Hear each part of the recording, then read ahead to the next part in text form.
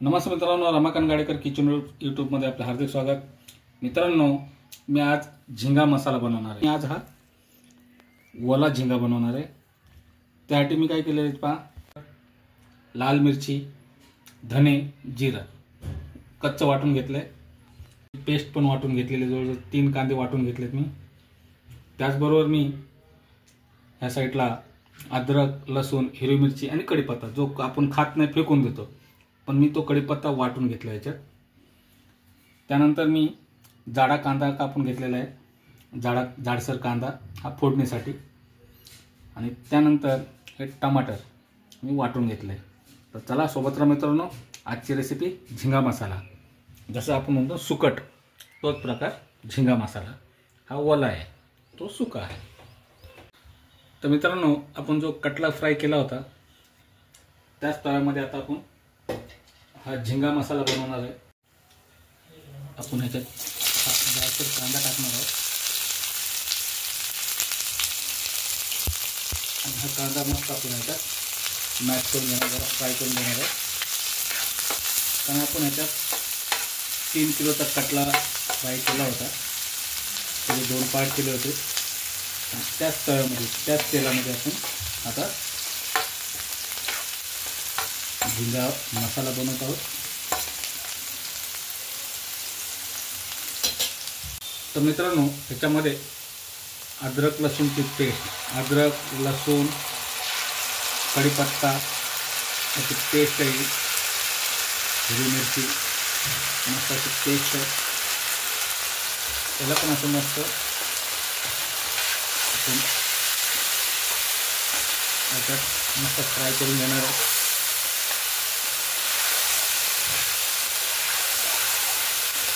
आणि हे शिजत आलं तर आपण ह्याच्यामध्ये त्याची ग्रेव्ही टाकणार आहोत।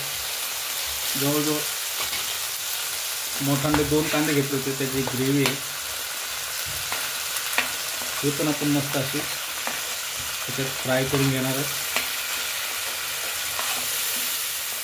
आणि थोडं शिजलं तर आपण ह्याच्यामध्ये टमाटर टाकणार आहोत आणि वरून थोडंसं मीठ टाकणार आहोत। सोबत मित्रांनो पहा, मित्रांनो आपला कांदा कसा तांबूस झालेला आहे, आपण ह्याच्याची टमाट्याची ग्रेव्ही टाकणार आहोत। त्याचबरोबर ह्याच्यामध्ये आपण सुकं खोबरं, लाल मिरची, धने आणि जिरं याची पेस्ट आहे हे टाकणार आहोत। आणि हे सगळं आपण मिक्स करून घेणार आहोत। आणि चालूमध्ये आपण ह्याच्यात मीठ टाकणार आहोत। तर सोबत मित्रांनो, आजची रेसिपी झिंगा मसाला। तर मित्रांनो पहा, हे मीठ जेणेकरून आपले जे टमाटर आहे मस्त नरम होते। त्याला मस्त असं हलवून ढवळून घेऊ मस्त। पहा, मस्त असा वास सुटलाय, कारण आपण जी मासा तळला होता त्याचा पण फ्लेवर याच्यात येतोय।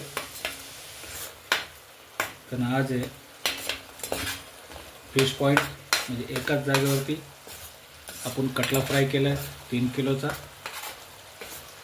आणि आता आपण झिंगा बनवतोय। जर आपण वाळलेली सुकट असती, जशी वाळलेली सुकट बनवतो तशी माझ्याकडं वल्ली सुकट आहे, म्हणजे आपण त्याला झिंगा म्हणतो, जो फ्रेश नदीतल्या पाण्यातला आहे। सोबत मित्रांनो, आजची रेसिपी झिंगा फ्राय।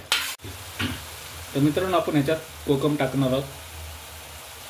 हे मस्त पित्तासाठी, याच्यासाठी चांगलं असतं हे। आपण लिंबू नाही टाकणार, तर आपण कोकम टाकून हे मस्त झिंगा मसाला बनवणार आहे कोकणी स्टाईलमध्ये। हा मसाला जवळजवळ आपण शिजलेला आहे।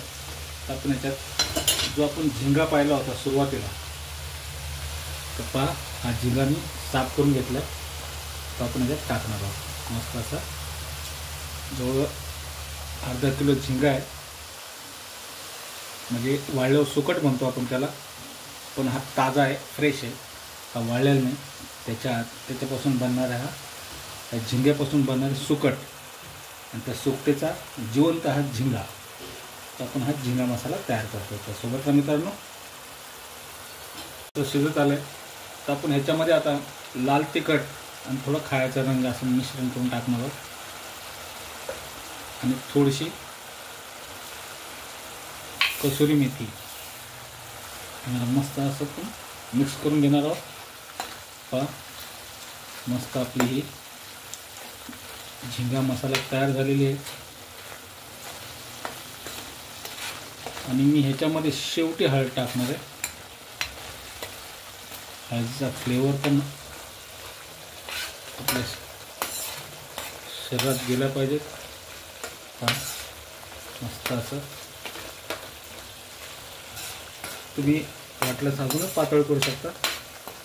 आणि 4-5 लोक आहेत त्याच्यामुळं मस्त असा हा झिंगा मसाला तयार झालेला आहे. म्हणजे हळद टाकतो.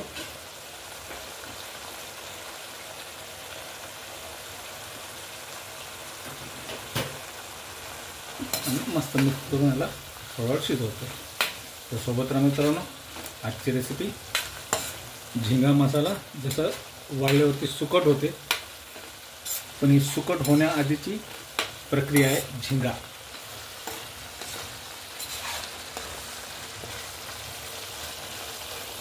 झिंगा मसाला म्हणजे आपण जे बोलतो सुकट, ही ती वाळलेली असते पण ही ओली आहे, म्हणजे फ्रेश झिंगा आहे.